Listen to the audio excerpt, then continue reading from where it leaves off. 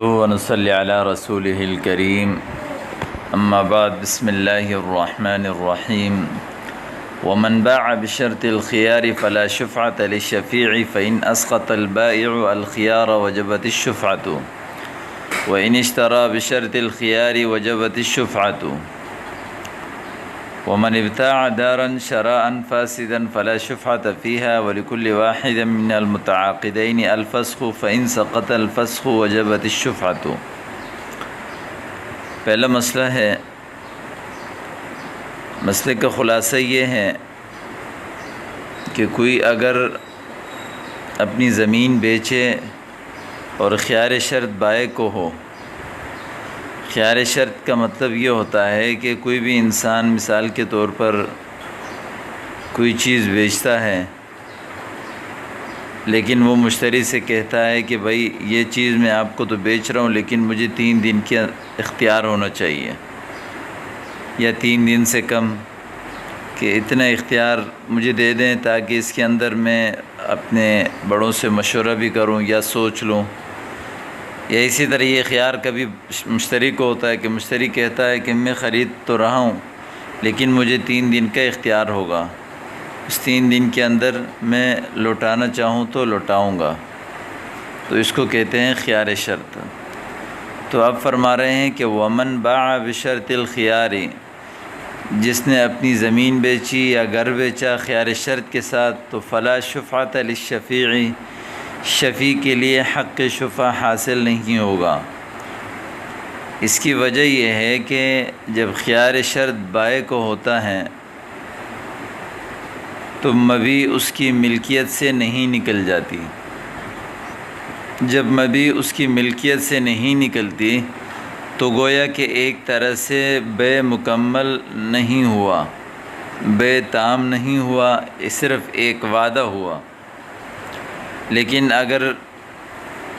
جیسے ہی خیار شرط ختم ہو جائے، جسے آگے بیان فرمایا فَإِنْ أَسْقَطَ الْبَائِعُ الْخِيَارَ، اگر بائع خیار شرط ختم کر دیں، وجبت الشفعۃ، تو پھر شفع واجب ہو جائے گا۔ یعنی مثال کے طور پر بائع نے کہا کہ میں اپنی زمین بیچ رہا ہوں، مجھے 3 دن کا اختیار ہے، تو جیسے ہی اس نے زمین بیچی اور ابھی اختیار بائع کو ہے تو شفیع کو اس وقت حق شفع حاصل نہیں ہوگا، اس لیے کہ بائع کا خیار شرط جو ہے وہ مبیع کو اس کی ملکیت سے نکلنے سے روکتا ہے۔ یعنی یہی کہیں گے کہ مبیع ابھی تک بائع کی ہی ملکیت میں ہے، بائع کے پاس ہی ہے اور بیع تام نہیں ہوئی ہے، اس وجہ سے اس میں ابھی شفیع کے لیے حق شفع حاصل نہیں ہوگا۔ لیکن فَإِنْ أَسْقَطَ الْبَائِعُ الْخِيَارَ وَجَبَتِ الشُّفْعَةُ، جیسے ہی بائع اپنی خیار شرط ختم کر دیں، یعنی راضی ہو جائے بیع کرنے پر، تو شفع پھر واجب ہو جائے گا۔ اس کی دوسری صورت یہ ہے کہ وَإِنِ اشْتَرَى بِشَرْطِ الْخِيَارِ، کسی نے گھر خریدا یا زمین خریدی یا غیر منقولی جائیداد خریدی خیار شرط کے ساتھ، یعنی خیار شرط جو ہے وہ مشتری کو ہو، تو اس صورت میں شفع واجب ہوتا ہے۔ اس لیے کہ مشتری کو جب خیار شرط ہوتا ہے تو بیع کرنے سے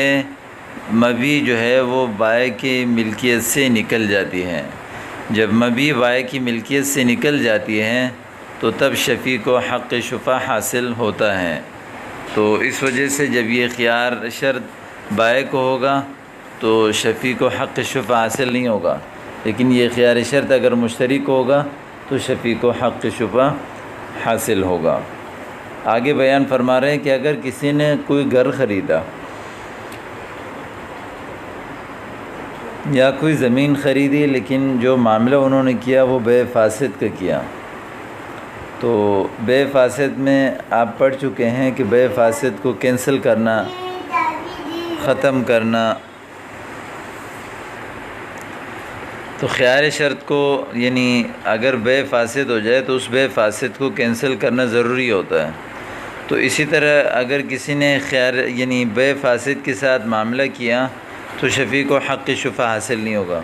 اس لیے کہ وہ بیع ایسی بیع ہے کہ جو تام نہیں ہے، اس کو ختم کرنا ضروری ہے۔ جب اس کو ختم کرنا ضروری ہے تو اس وجہ سے شفیع کو حق شفع حاصل نہیں ہوگا۔ لیکن اگر بے فاسد تو ہوئی ہے، اس کے باوجود جو ہے وہ ختم نہیں کر رہے،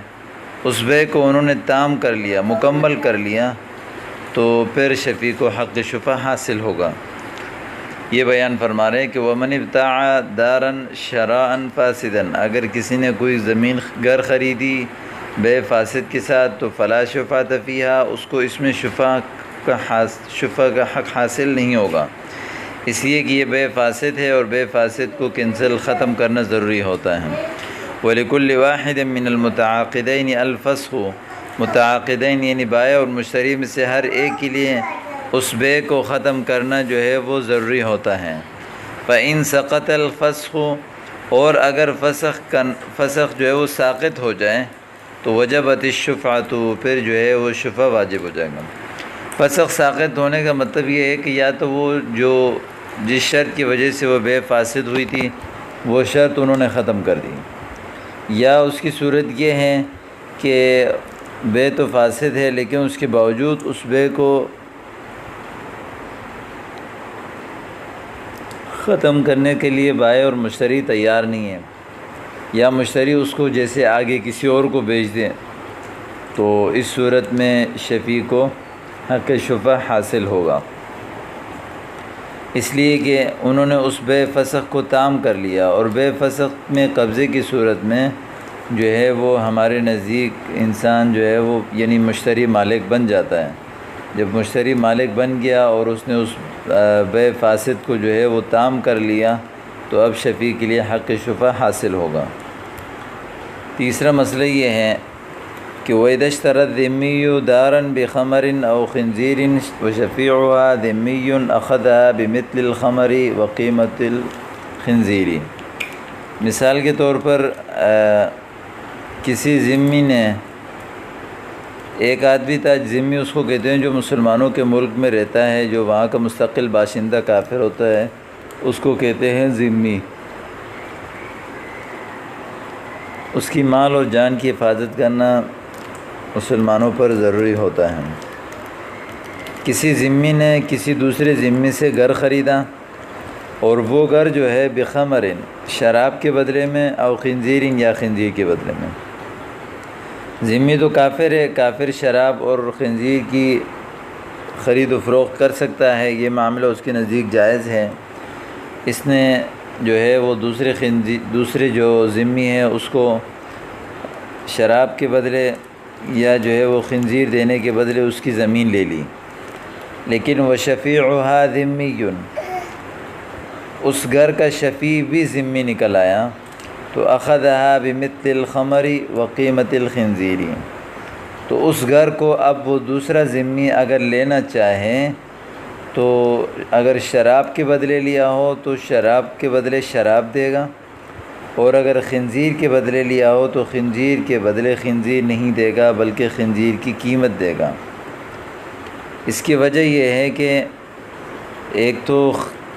شراب اور خنزیر کی بے خرید و فروخت ان کے نزدیک جائز ہے، اور دوسری وجہ یہ ہے کہ شراب جو ہے وہ مثلی چیز ہے، شریعت میں اصول ہے کہ جو چیز مثلی ہو تو اس کا مثل واجب ہوتا ہے، اور خنزیر جو ہے وہ ذوات القیم میں سے ہیں، تو یعنی اس میں اگر خنزیر جیسی کوئی دوسری چیز دیں گے تو اس میں جھگڑا ہوگا، فساد ہوگا، ان کے درمیان اختلافات ہوں گے، کوئی چھوٹا دے گا کوئی بڑا دے گا، تو اس وجہ سے شراب کی صورت میں تو شراب ہی دے گا، ظاہر ہے اس میں کوئی اختلاف کا کوئی جھگڑے کا امکان نہیں ہے۔ لیکن خنزیر میں چونکہ وہاں جھگڑے کا امکان ہے، اس صورت میں جو خنزیر جو رائج ہوتے ہیں اس کی قیمت دے گا وہ اپنے اس گھر کے بدلے میں۔ لیکن یہ تو اس صورت میں ہے کہ جب بائع اور مشتری دونوں ذمی ہوں اور ان کا شفیع بھی ذمی ہو۔ دوسری صورت یہ ہے کہ ان کا شفیع اگر مسلمان ہو تو پھر وہ کہہ رہے ہیں کہ وہ انکان شفیعها مسلماً، اگر ان کا شفیع مسلمان ہو، اخذها بقیمت الخمر والخنزیر، تو اس گھر کو وہ لے گا شراب اور خنزیر کی قیمت کے بدلے، یعنی جتنی شراب اس نے دینے کا وعدہ کیا تھا اس کی جو قیمت ہوگی، جتنے خنزیر اس نے جو دینے کا وعدہ کیا تھا اس کی جو قیمت ہوگی، تو اسی قیمت کو جو ہے وہ مسلمان اس ذمی یعنی اس بائع یا مشتری کو دے گا اور اس گھر کو وہ لے لے گا۔